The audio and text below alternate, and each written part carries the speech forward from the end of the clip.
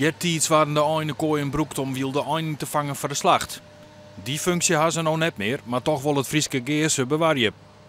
Was je achter jou dat het een aardige band is op het stuit? Liggen het niet eens meer op mijn eindekooi? Wat ben je aan het doen?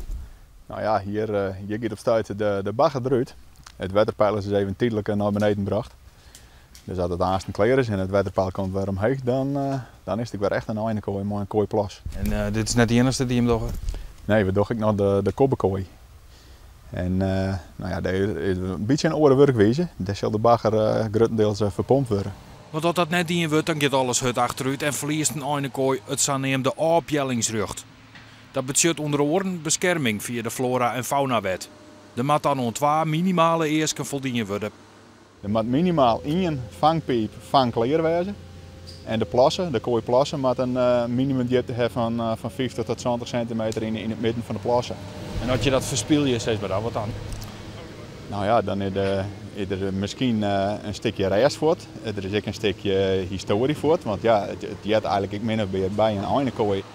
Behoud is van belang vanwege de cultuurhistorische waarde en er komt bijzondere fauna voor, als deze haast 200 jaar oude eik.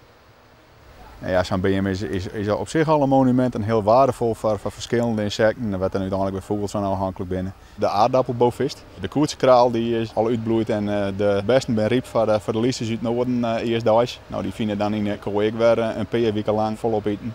Ze het zijn kooi in het landschap een hele belangrijke waarde. Het baggeren wordt zo'n 2 weken. Op 2 oktober houdt het Frieske geer een iependag in de Eindekooi bij Gietjerk.